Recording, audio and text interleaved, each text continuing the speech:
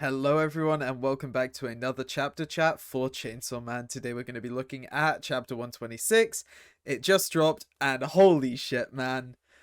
Chainsaw Man is back. I thought last week's chapter was a great return to form and this week's just kicked it up to a next level. This chapter felt really short because a lot of it we just got some back and forth with Denji and the Falling Devil as they fought. Some of this dialogue, it's so Fujimoto.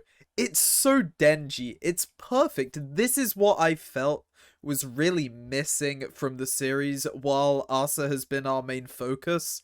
And now that Denji is back, at least for now, as the focus, I'm so happy. So we start out our chapter with Denji and the Falling Devil being in the middle of their fight that started at the end of the last chapter. The Falling Devil tells Denji that there's no need for them to fight anymore because all she wants to do is to take Asa and drop her down into hell. And Denji, being Denji, basically just tells her to piss off and to leave his potential ex-girlfriend alone. Such a good line, man. It's so stupid. I love Denji. We get some really great moments in this fight. The Falling Devil telling Denji to fall, and then we get a panel where he sees Aki as the gun fiend, he sees power, and he sees himself as Denji, and he just freaks out a bit. That was a really great callback. It's nice to see some more of that personal trauma for Denji being explored here. And then we get probably one of the craziest moments in the Chainsaw Man fight in a while, where Denji basically tells the Falling Devil that when he fights a devil that uses mental attacks, he just slices up his own brain. So he takes his two chainsaws, just cuts into his brain, and then just starts spouting the most random nonsense. And the Falling Devil is confused, to say the least, but she's basically just like, oh, as a chef, maybe every once in a while I should know what it's like to be eaten. So Denji devours her, cuts her to pieces, and then she basically just like reforms inside of him and explodes him from the inside out. Dude, this is the Chainsaw Man that I missed. And then as we see Denji lying on the floor exploded into two pieces, we see some mysterious figure come up to him, cut their hand, give him blood, who just says to him, I still need you to fight, Chainsaw Man.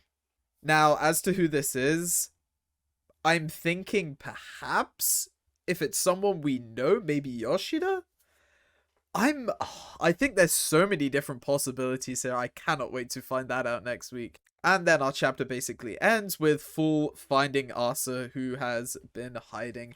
A great cliffhanger to leave off on. I really didn't expect this chapter to top last week's because I loved last week's, but Fujimoto does it again. I think from now on, I'm hoping that maybe we get a more of a balance between Denji and Asa being the focus of the story. I really hope that, they sort of come together. Maybe she finds out that Denji actually is Chainsaw Man because she doesn't really believe him. And we have them as sort of joint protagonists and we see the story through both of their POVs.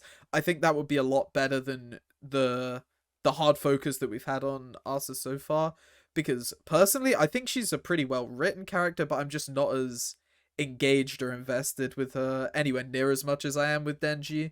Overall, pretty short chapter, but what we got was amazing. I can't quite give it that 10 out of 10, that's reserved for basically perfect chapters, but this is, again, continuing that amazing return to form, and I can't wait for next week's. I'd give this chapter once again a 9 out of 10.